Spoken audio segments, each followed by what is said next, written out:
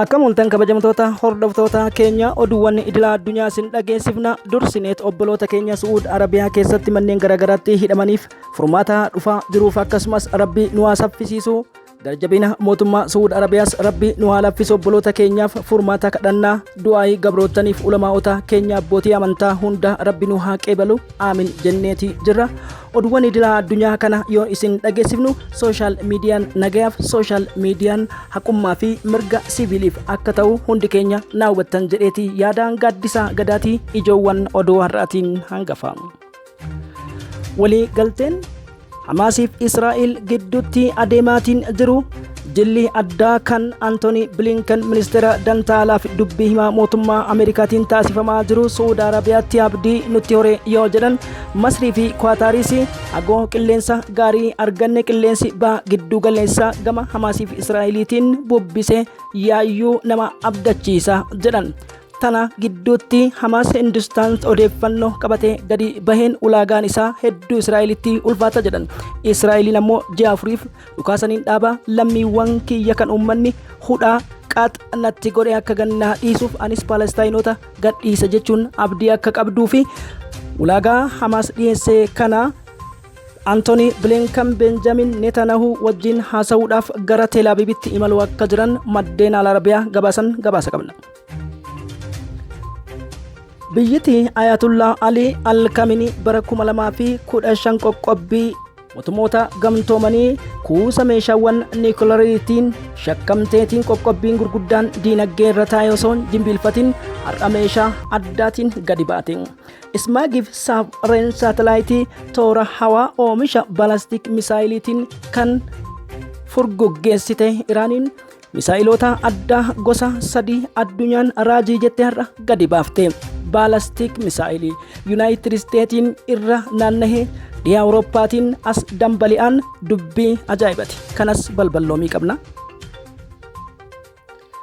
Gama biraatiin waliigaltee shaakala waraanaa Raashiyaa, Iraanii fi Chaayinaan taasisuu deeman biyyoota dhiyaaf mootummoota gamtoomanii irratti naannicha gara biraatti jijjiirama jedhameeti jira. Kanaaf kan kana fakkaatan xiyyaaronni Tu-95 akkamitti kutaa Ameerikaa cabsanii seenan kan Raashiyaan deebii maal deebistes gabaasa qabna isiniin jechuu barbaada.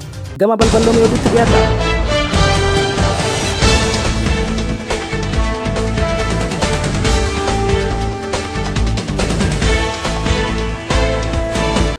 Guyyoota 120 kan lakkoofsise walii galteen lola araara abdiin dhabamee addunyaan hedduu abdii kan murte lolli Hamaasiif Israa'elii erga Oktoobar 7 yookiin onkoloolessa 7 Hamaas daguudhaan Israa'el irratti haleellaa raawwatee lammiiwwan Israa'el 1400 galaafatamanii as lammiileen Gaazaa hanga guyyaa irraa akka ministeerri fayyaa Gaazaa kan Palestaayinii jedhetti 27,452 ga'uu isaaniitti ni yaadatama. Kanneen madaa'an harka dachaa 3 akka ta'ee fi gama hundaan miidhaa gurguddaa diinagdeef dhaabbilee bu'uura misoomaa addunyaa hedduu kan calaabsee fi lammiiwwan miliyoona 2.5 ta'an kan qeerraa godaanseef wabii midhaan nyaataatiif kan sarge ta'uun beekamaadha.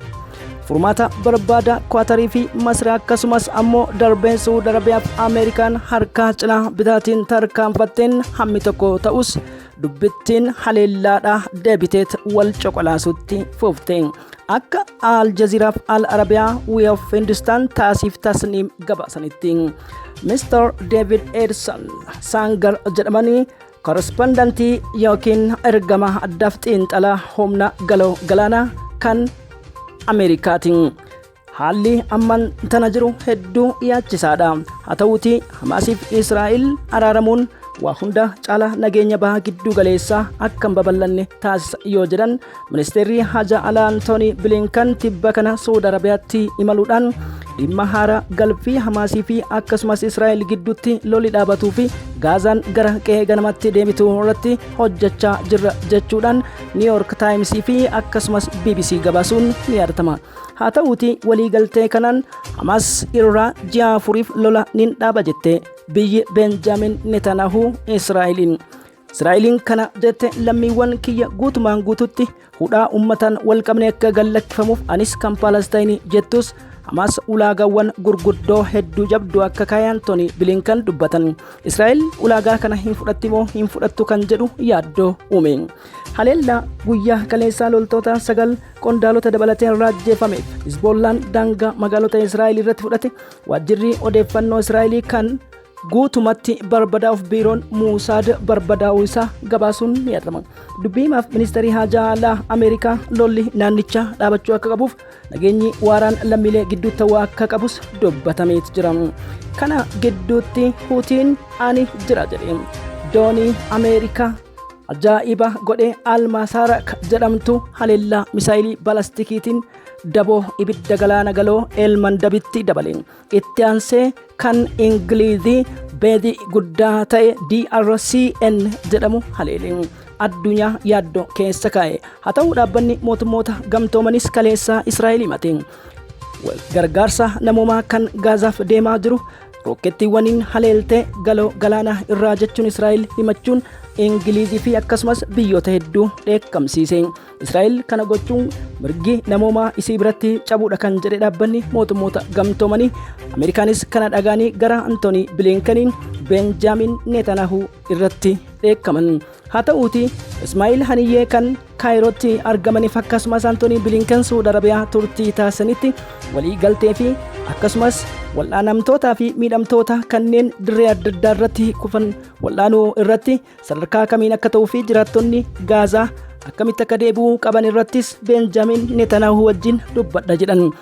Hamas garuu gama isaatiin waliigaltee dhukaasa dhaabuu kana qofa osoo hin ta'in dhukaasa fufiinsaaf dachiin Palestine jedhamtu beekamtii kennuudha qaba jechuu Wihoo Hindustan Times gabaase. Iraaniin biyyi Ayatullah Ali Al-Khamenei balastik misaayilii addunyaa irratti eenyullee hin qabne 3,000 oomishe naa dhagaya jechuudhaan gadi baate. SRB MS jedhamuun kan beekamuu fi fageenya kiiloomeetira 2,000 addunyaa irra naanna'uu kan danda'u biyyoota lixaa hunkuruu danda'ama kan jedhame balastik misaayilii gosa hedduudha kan tolchitee fi oomisha 3,000 kan addunyaa irratti hin argamnee fi maalirraa akka tolfame addunyaan quba hin qabne fageenya konvenshinii biyya barbaade haleeluu irratti akka ta'e himame. Haa ta'uuti Iraan yeroo kanatti tibba darbee humnoota milishoota Islamic Rebellion Shia jedhamanii fi Iraaqiif Sooriyaa keessatti Ameerikaan haleelteef deebii laadha jette. Kanaan wal qabsiisee dhaabbanni mootummoota gamtoomanii lolli Iraaniif Ameerikaa gidduu dhaabbachuu akka qabu gama lachiinuu akeekkachiisa kennuun ni yaadatama. Kabajamtoota hordoftoota keenya har'a kutaan Ameerikaa Alaaskaa Tu-95 kan jedhamu humna badhattoo niikleerii Raashiyaatiin jeeqamu maddeen BBC, CNN, Fox akkasumas miidiyaaleen idil addunyaa wal harkaa fuudhaan balballoomsanii. Cu-30M jedhamanii jettiiwwan lolaa hedduun kan hordofame qilleensa baqqaana addunyaa yookiin toora sarara idil addunyaan cabsine jedhus dubbittiin kana ta'uu diddeen. Gaafatamaan kutaa balalii gidduu galeessa Leetanaal Sargee Koolivash akka jedhanitti Raashiyaan seeran cabsine jedhus United States of America garuu sababa Ameerikaan Ingilaanditti niikuleerii dhaabdee shakkii jedhuun Raashiyaan nu goolaa jirti jechuun himatan. Raashiyaaf Ameerikaan walgahii dhaabbata mootummoota gamtoomanii irrattis afaan walitti daddarbachuu isaanii maddeen gabaasan. Walumaa galatti waliigalteen nageenya Hamaasiif Israa'el kan bu'uuraa ta'u addunyaa irratti Raashiyaaf Yuukireenis waaqni nagaa haa ta'u nageenyi waa hunda caala bu'uura qophii keenyatti aanu akka hedduu simattan abdii qaba. Horaa bulaa.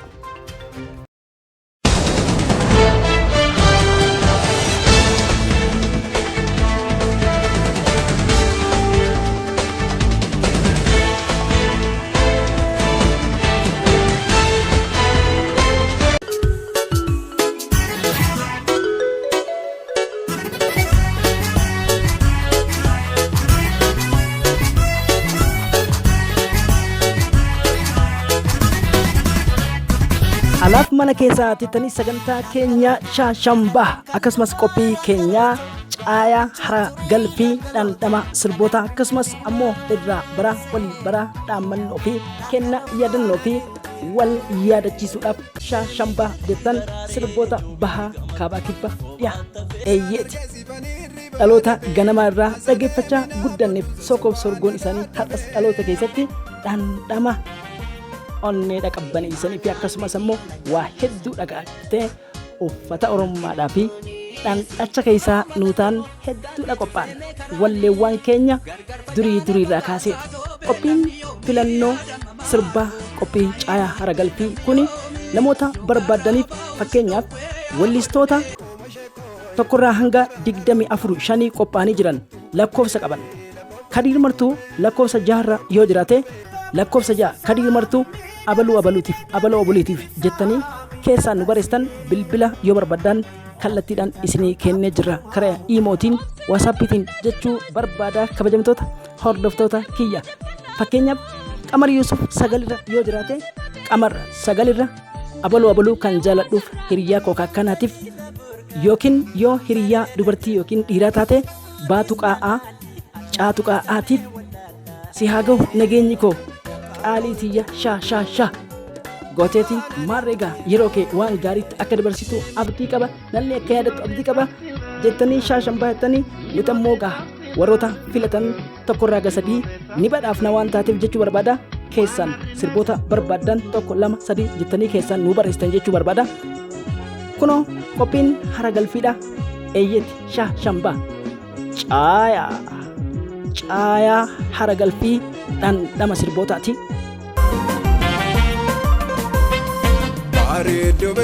Agar walloo kalloo mudhii sonsaa miidhagasii beekamiin ibsaa miidhagasii. Iboo badeekoo yaa waraana jaarsoo eeboo kooma ishee sin argin akkamiin nan wallaa.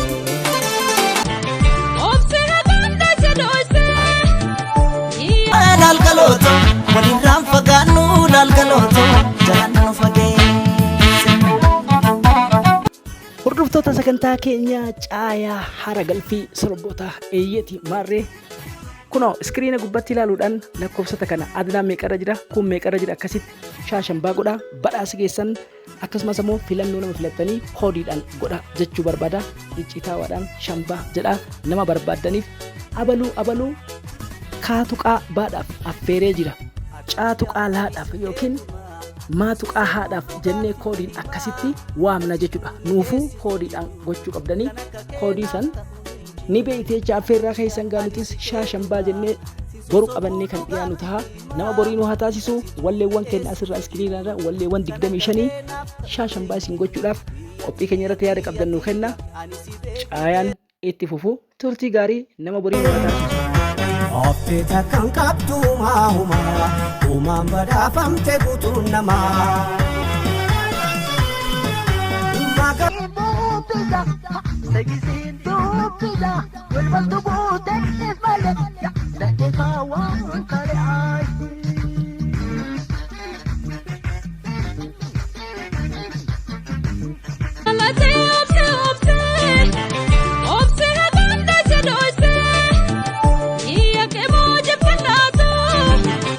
Iboo badeekoo yaa waraana jaarsoo eeboo kooma ishee koo maaf garaana rabdoo waloonattuu qabee lafa uffaatti koomee maroo koyyuu dhabee nama mormatti boo'ee.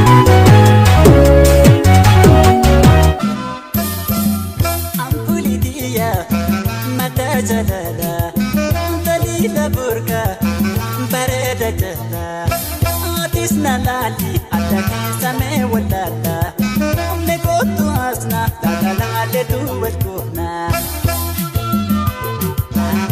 Selfeen silala sin argin akkamiin nan wallaa. Garaan obsa dadhabee qalbiidhaan suma faana oolaa. Garaan lalgalooto silakka jaalala lalgalooto walirraan fagaannu lalgalooto jalaan nu fageesse. Lalgalooto gullalleen kan tufaa lalgalooto gaara bichuu turii lalgalooto galaan finfinnee maasee. Lalgalooto silakka jaalala oomma jina buutee deemta bika feetu of duraana dhabuunu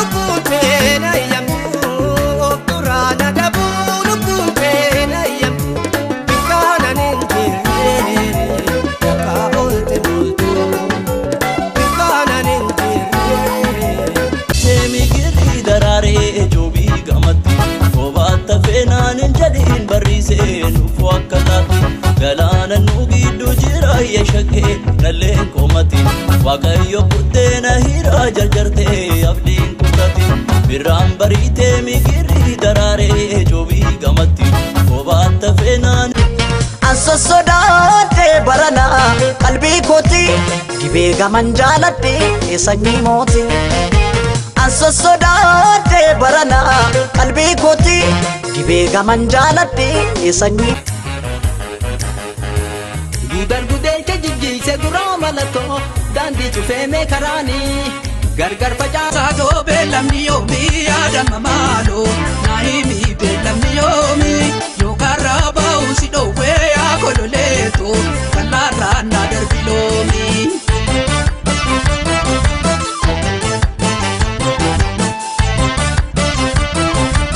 Editi argeessifanii riba dabee asa deemina budduusa sobaana dadhabee.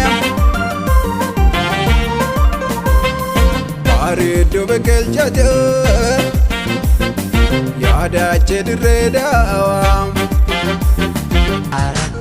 Yaa goitaa sitti imaanaa miti na jallisanii lagaan arginan kuni si jabala baanii dhabuun ta'uu ejjatee yaa miti yoonii naafi hundi isheen na oofee gargar nun baasin namni naafi hundi isheen na oofee gargar nun baasin namni.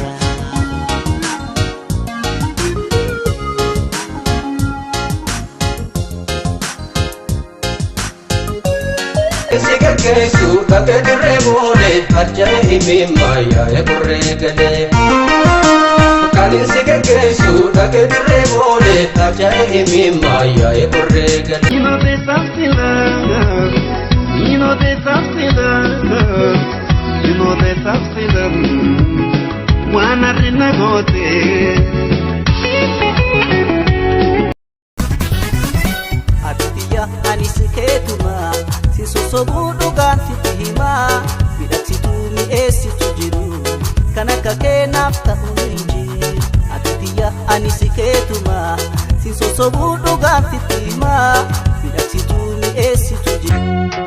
Amiiraatiya si argannaa ammaadhaan barbaada si wajjin qoflee gammada asayii taphadhuunaa wajjinati bara dheeraa turre malaala wal yaada.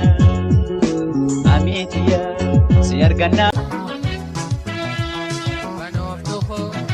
Sumanaaf dadhaame footoo ija bareeduutu.